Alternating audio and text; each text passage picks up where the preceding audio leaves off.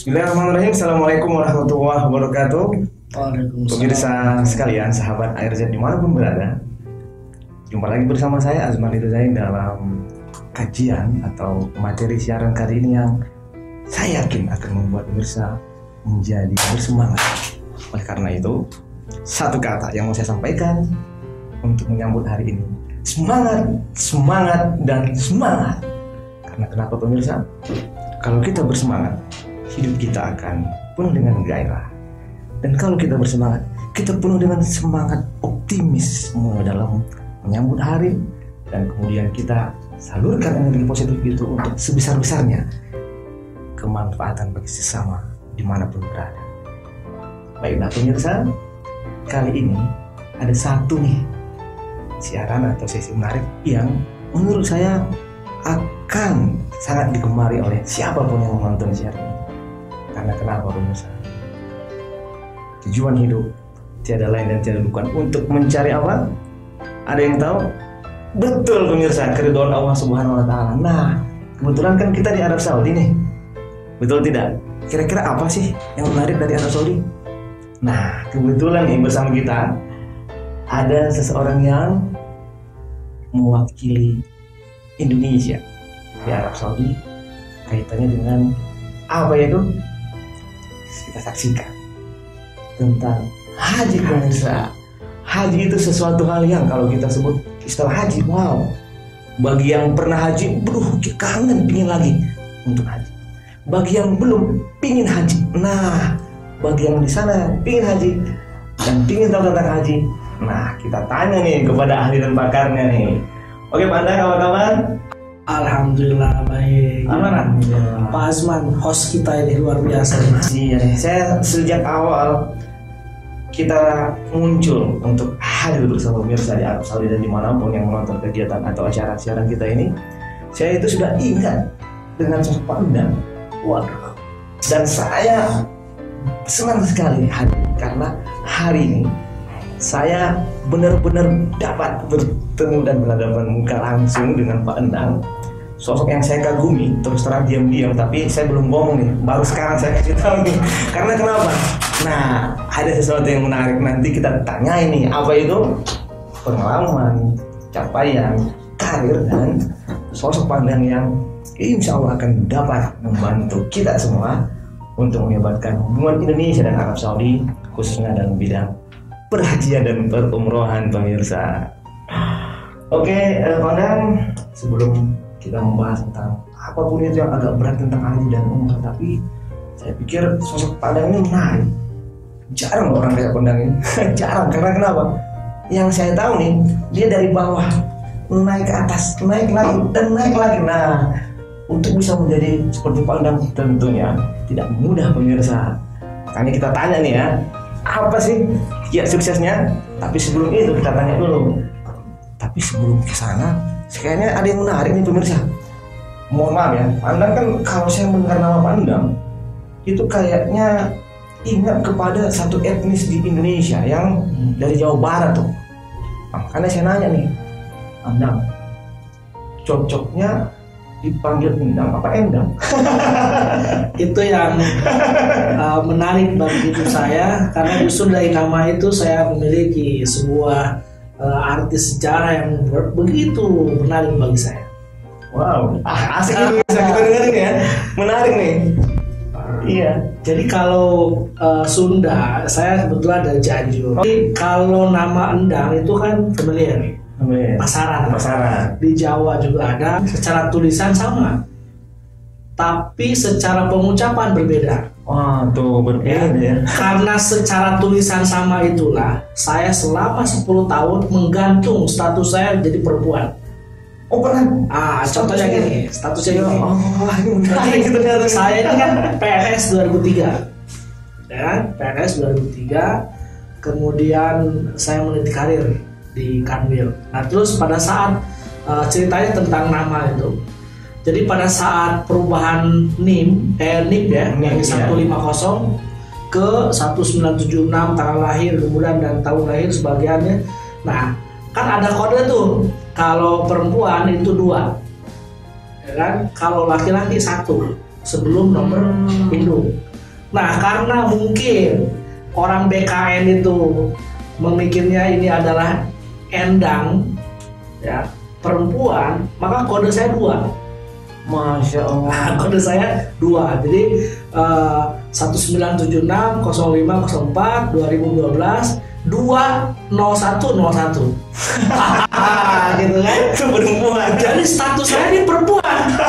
Mungkin orang BKN mengiranya saya orang Jawa. Oh. Karena orang Jawa iya. itu rata-rata endang perempuan. Iya betul. Maka untuk membedakannya itu kalau orang Sunda nah, dipanggillah endang. Oh iya. Nah jadi sejak itu saya selama kurang lebih 10 tahun itu status saya perempuan. Pemirsa ini menarik banget nih. Jadi ya nih cuan. Jadi pada saat laki bilang perempuan.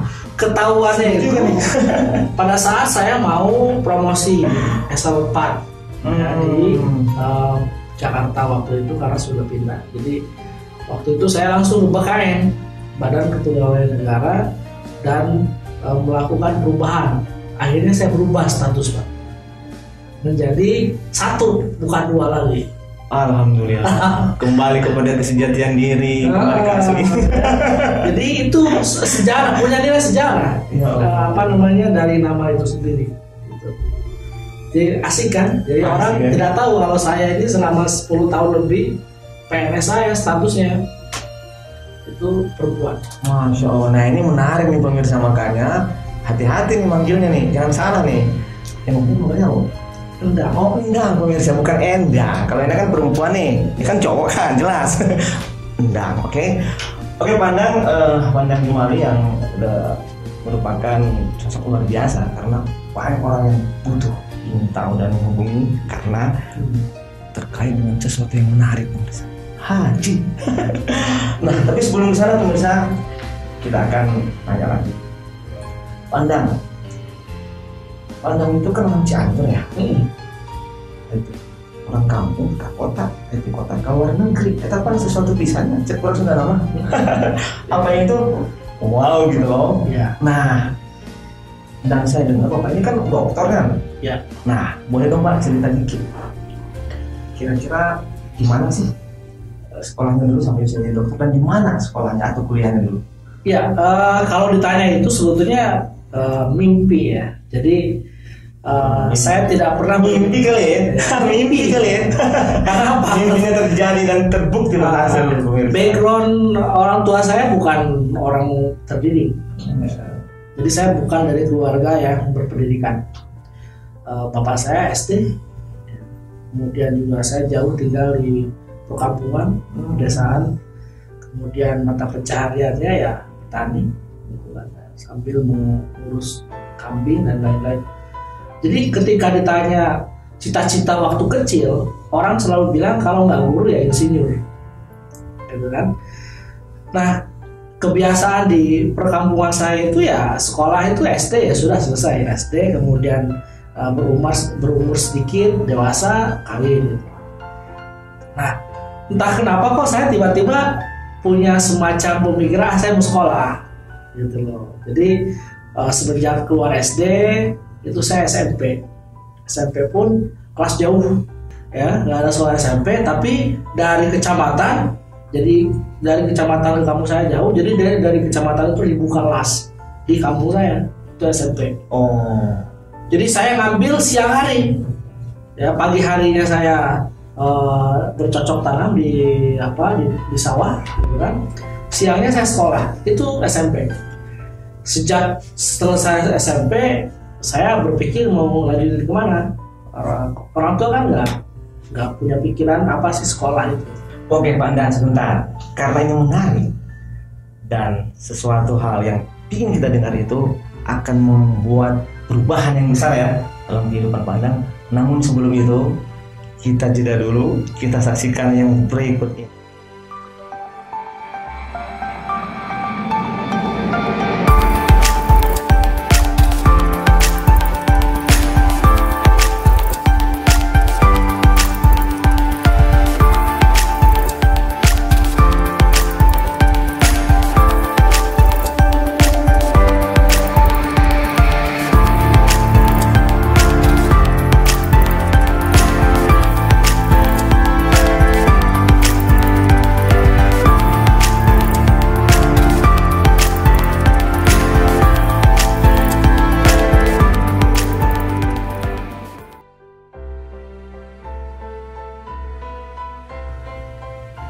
Baiklah, pemirsa sekalian, tadi kita dengar bahwa Pandang sudah menyampaikan tentang sekolah di usia SMP, pemirsa. Kalau tidak salah, nama SMP itu usia emas untuk sekolah. Karena kalau SMP-nya, SLTP-nya bagus berhasil, itu menjadi lonjakan atau titik tolak untuk keberhasilan ke depan. Makanya kita menarik nih untuk mendengarkan kisah selanjutnya dari pengalaman Pandang sekolah di SMP dulu. Ya. Jadi setelah saya selesai SMP itu saya berpikir karena orang kampung pasti berpikirnya ada sekolah yang langsung mendapatkan pekerjaan. Waktu itu ada sekolah dulu terkenal namanya SPK, Sekolah Perawat Kedokteran. Perawat Kedokteran? Nah, itu satu-satunya hanya ada di Hasan Sadikin, Bandung. Kemudian saya melamar, datang ke Bandung, saya tinggal di rumah saudara yang menjadi pembantu ART di Bandung. Nah, kemudian saya ikut ujian, Kemudian dari sekolah SMP saya itu ada 3 orang yang ikut saya, kemudian teman saya 2. Nah, setelah selesai ikut ujian di SPK itu di Rumah Sakit Hasan Sadikin pada waktu itu, kemudian setelah selesai diumumkan. Nah, pada saat saya pengumuman itu saya nggak ke tempat ujian, ya, malah saya tinggal di rumah itu. Jadi yang lebih dulu tahu bahwa saya lolos itu teman saya. Itu kan teman saya berdua, kemudian tahu bahwa nama saya ada, lolos, dia pulang ke Cianjur kan, karena satu kampung. Nah, saya tidak tahu, begitu saya ke tempat ujian di SPK itu, ternyata harus membayar uang pendaftaran waktu itu sekitar 5 juta. Wah, dulu tahun 80, tahun 90-an kan? 90-an. Itu, wah saya nggak punya. Akhirnya nggak saya ambil pulang. Nah, di rumah kan sudah tahu informasi kalau saya lulus. Nah, setelah itu udah bingung mau kemana nih lanjut sekolah. Karena di kampung itu ada madrasah ibtidaiyah. Guru ngaji itu nawarin saya, udah ikut saya aja ke pesantren. Namanya Baitul Arqom. Baitul Arqom di Bandung. Oh ya, Baitul Arqom ya. Baitul Arqom Al-Islami di Bandung. Pimpinannya waktu itu Kiai Haji Ali Imron, bagian dari pengasuh Pondok Pesantren Cipasung, Tasikmalaya. Udah masuk situ diterima, baru sekitar 3 bulan ibu saya meninggal. Melahirkan adik saya yang bungsu, dan tadi bahwa orang tua dulu kan kalau nggak insinyur ya guru. Jadi wasiat terakhir ibu saya itu bilang, ya kamu harus jadi guru.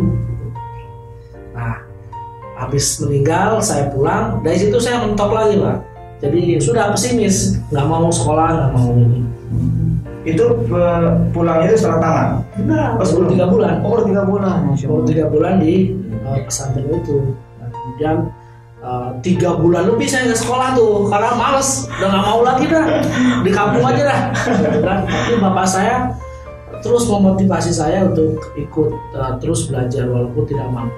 Nah, akhirnya saya dititipkan di pesantren itu dan saya mengabdi ke pesantren. Dulu saya sekolah asal bisa sekolah saya ngabdi apa aja lah di pesantren ini. Makanya saya di pesantren itu disebut dengan Abu Matbah.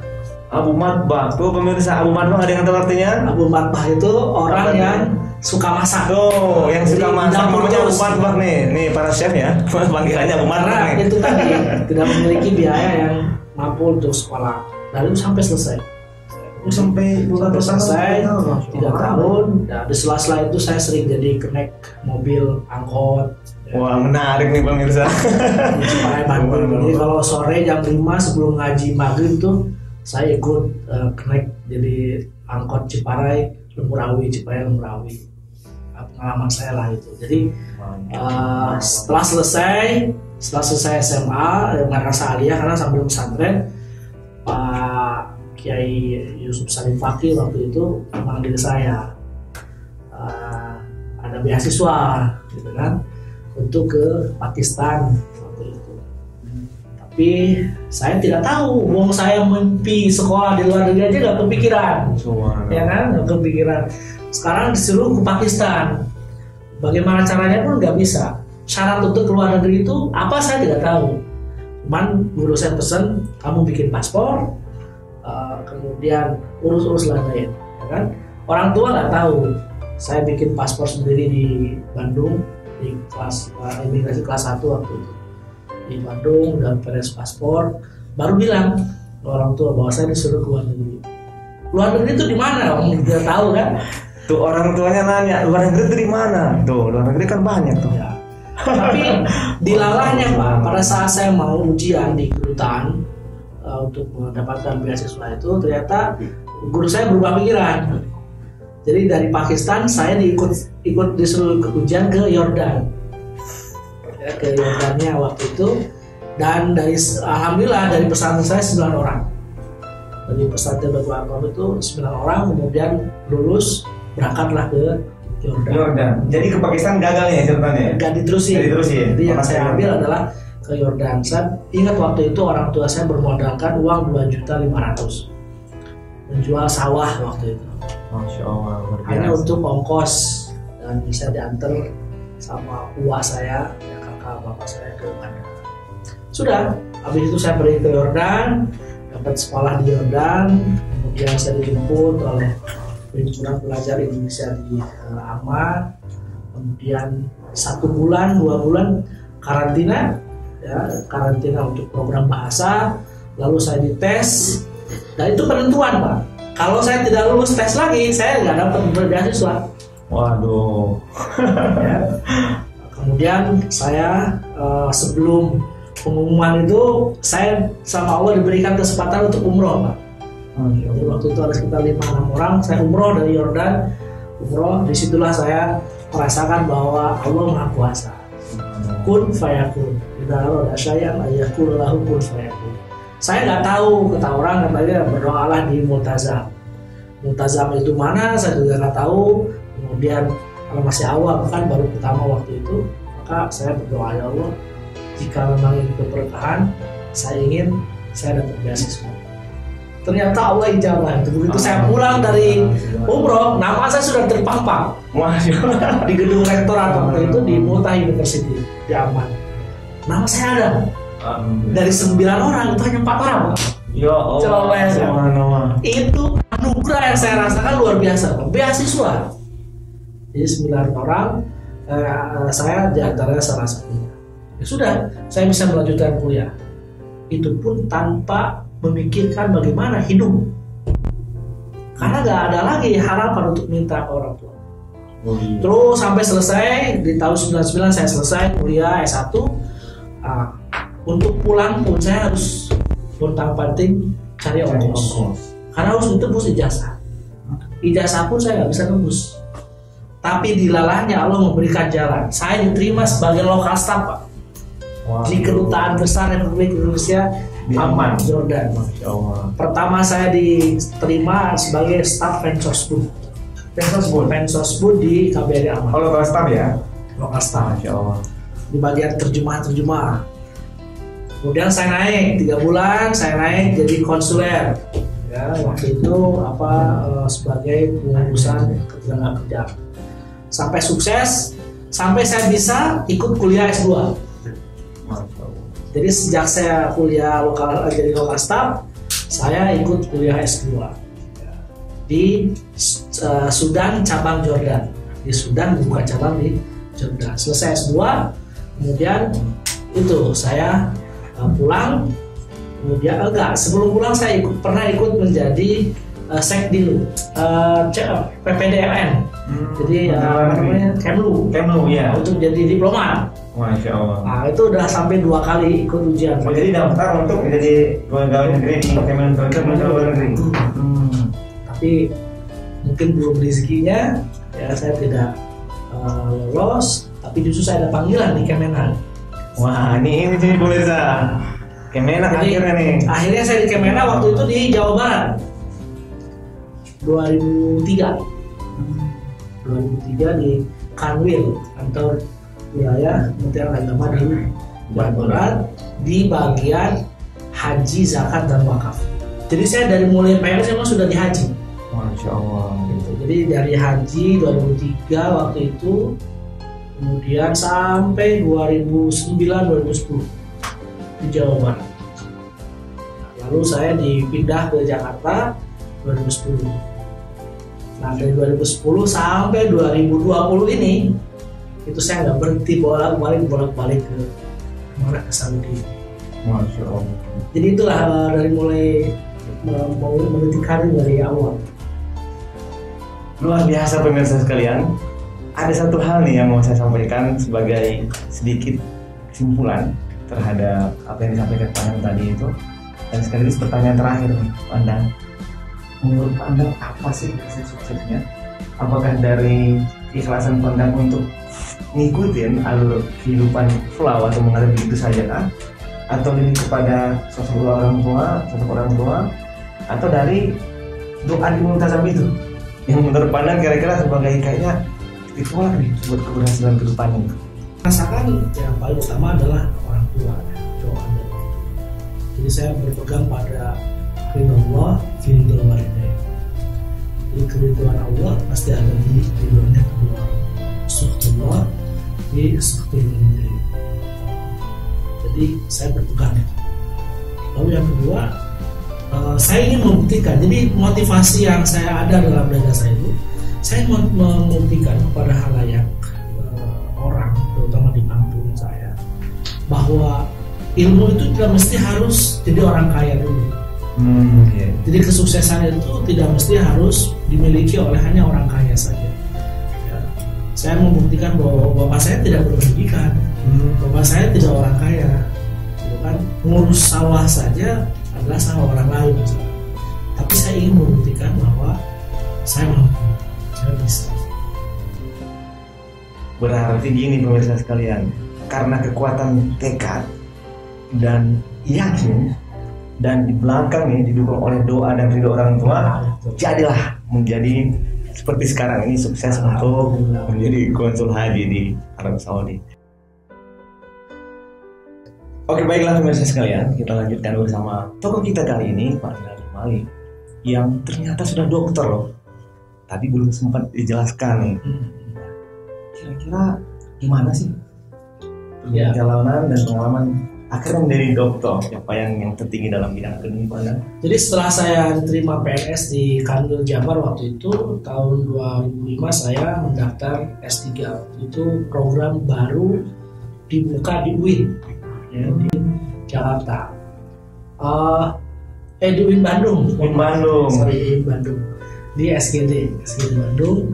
Saya waktu itu angkatan kedua setelah dibukanya program doktor di UIN Bandung.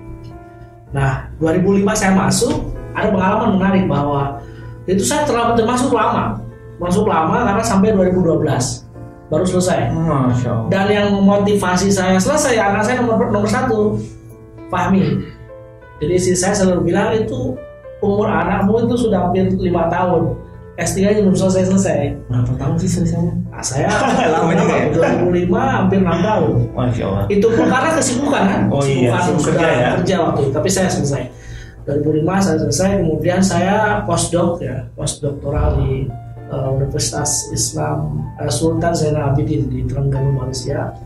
Tahun kemarin 2017. Ya. Lalu sekarang ini saya akan sidang tertutup Islamic Finance di Trisakti sekarang ya, jadi saya double dokter. Wow, pemirsa sekalian, ini saya baru dengar nih, terus terang nih pemirsa, sudah dokter lagi, padahal udah konsul haji. Masya Allah. ini semangat belajarnya luar biasa ya. Mudah-mudahan bisa menginspirasi kita, terutama para generasi muda, bahwa yang namanya belajar long life education, belajar terus sampai berhasil menggapai cita-cita. Oke, Pak Endang, langsung lanjut nih kepada materi kita yang intinya tentang haji. Apa sih pengalaman Pak Endang selama berkecimpung di Arab Saudi?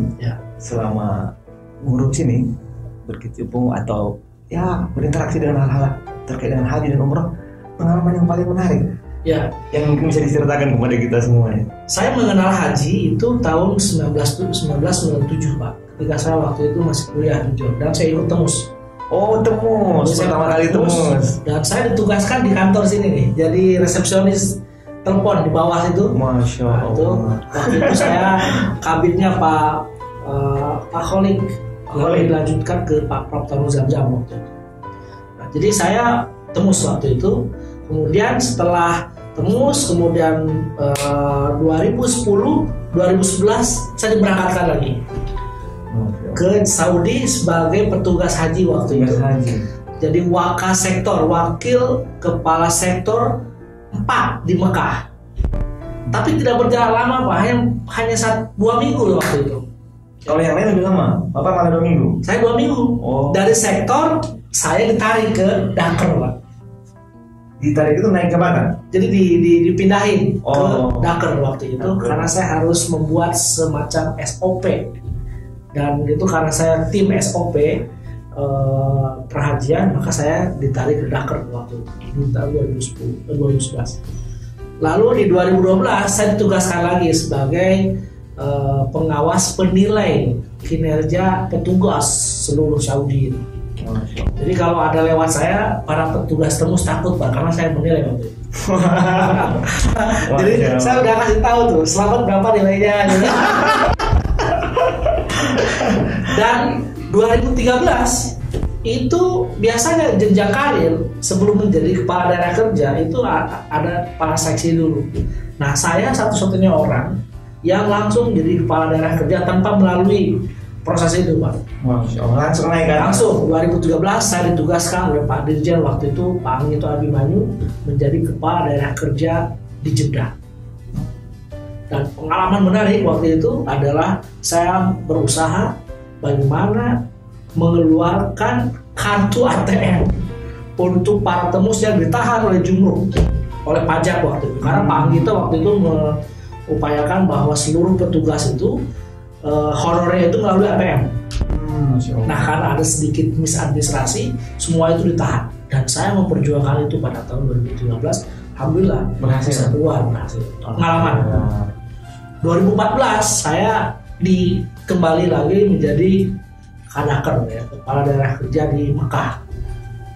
Pada waktu itu pengalaman menarik lagi adalah kebakaran. Di waktu itu kantor Dakar itu kebakaran dari AC.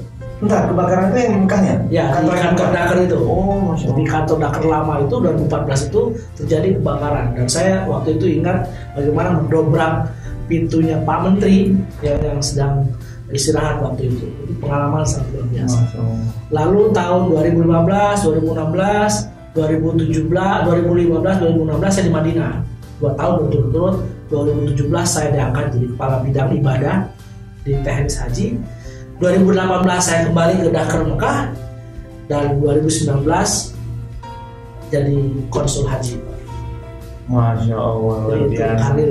Jadi perjalanan karir Pak Endang ini di Arab Saudi terus sebenarnya. Ya. Masya Allah. Kayaknya ini berkat rahmat dan anugerah dari Allah Subhanahu Wa Taala dan dari orang tua kayaknya ini. Dan sekaligus perjuangan serta tekad maupun karakter Pak Endang yang subhanallah yang luar biasa, dan mudah-mudahan bisa mengangkat haji Indonesia menjadi lebih baik dibanding sebelum-sebelumnya. Nah, ini pertanyaannya yang intinya nih Pak Endang. Kira-kira apa sih menurut Pak Endang ya isu menarik nih yang bisa di-sharing ke kita terkait dengan masalah perhajian di saat sekarang ini Pak?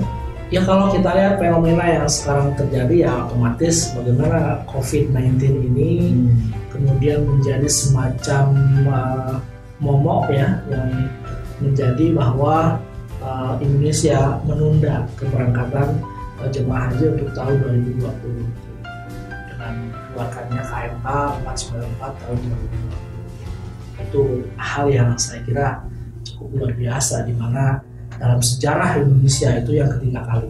Ketiga kali ya.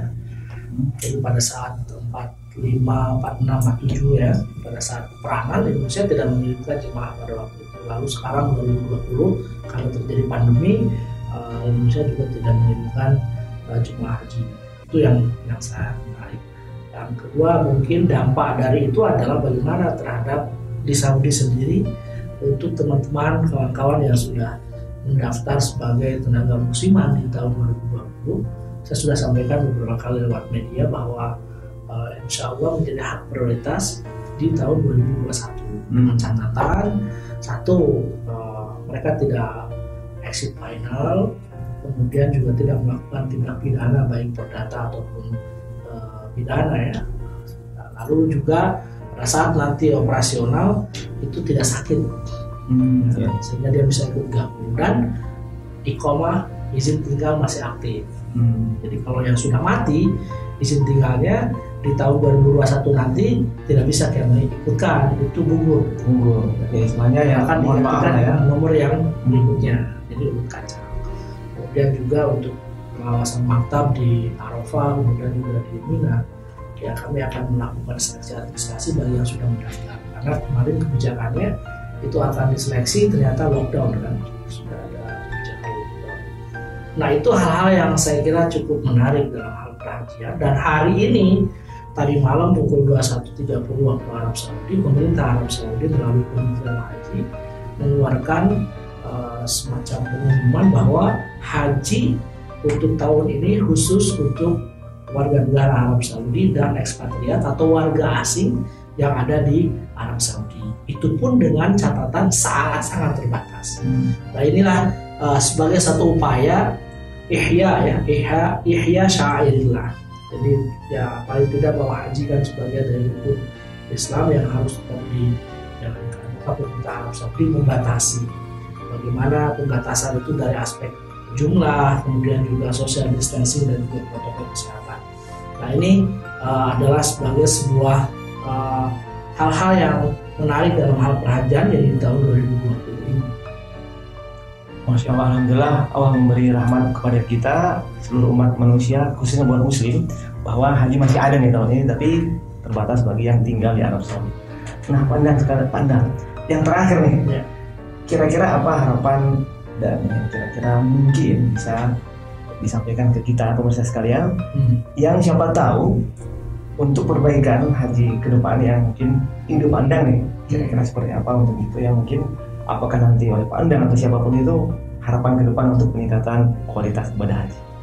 Pertama, kami ingin membuat sebuah gagasan bahwa selama ini kita tidak memiliki sebuah wadah, sebuah tempat untuk bisa menampung pelayanan yang terpadu. Karena itu mudah-mudahan menjadi sebuah kenyataan mimpi kita, mimpi semua, bahwa haji memiliki gedung layanan terpadu, baik itu kesehatan, kemudian juga Kementerian Agama, kemudian juga hal-hal yang berkaitan dengan pelayanan, dan juga pelayanan umroh yang hampir dalam setahun itu mencapai angka 1 juta lebih. Nah ini bagaimana pelayanannya bisa terpadu, ketika ada yang sakit bisa kita rawat. Nah, maka gagasan kami ke depan adalah bagaimana menggolkan pembangunan layanan haji dan umroh terpadu atau yang disebut dengan PLHUT. Alhamdulillah dengan dorongan, motivasi dari bapak-bapak yang terhormat juga di Jakarta, kita sudah punya lahan. Kita sedang proses untuk izin prinsip pembangunan itu, dan mudah-mudahan tidak ada kendala, lancar. Kita nanti haji ini punya gedung layanan yang terpadu, di mana situ ada hotelnya, kemudian juga ada gedung perkantorannya, dan itu bisa menjadikan semacam PNBP, penerimaan negara bukan pajak, yang nanti ada paket umroh tour leader ke Jeddah. Wah, nanti diinapkan di hotel kita. Mantap. Dari mulai cateringnya, kemudian wisatanya, itu nanti ada masukan ke situ. Juga mungkin nanti ada pusat semacam kerjasama bisnis dengan para travel untuk bisa nyewa kantor. Itu. Wah, luar biasa. Kedepannya seperti itu nih. Dan terkabul ya sebenarnya ya. Baiklah pemirsa sekalian, luar biasa pengalaman dan apa yang Pak Endang sampaikan kepada kita. Satu, sebagai sebuah kesimpulan ya, pengalaman bisa menjadi pelajaran. Apa itu? Tekad untuk menjadi sukses. Keriduan orang tua, terus kemudian doa yang dikabulkan karena ikhlas dan demi sebesar-besarnya kepentingan bangsa dan negara. Tentu begitu ya Pak Endang ya? Alhamdulillah. Nah, ini sudah berhasil nih. Nah, mungkin bagi kita yang belum, ya ini takdir Allah apapun. Nah, itu yang dilakukan dan dilaksanakan dan pengalaman Pak Endang. Ya udah, takdir Tuhan seperti ini adanya. Apakah bisa haji atau tidak? Selalu Allah memberikan yang terbaik buat kita semua. Likulli syai'in hikmah. Ya, likulli syai'in hikmah. Makanya mudah-mudahan dengan apapun yang tadi disampaikan Pak Endang menginspirasi kita bahwa Allah akan selalu memberikan yang terbaik, dan insya Allah haji kita Indonesia yang jumlahnya selalu terbanyak Pak Endang ya, akan menjadi yang terbaik dan peningkatan kualitas insya Allah akan menjadi komitmen Pak Endang ya. Sehingga kemudian akan semakin baik dan semakin baik lagi pelayanan ibadah haji kepada orang Indonesia.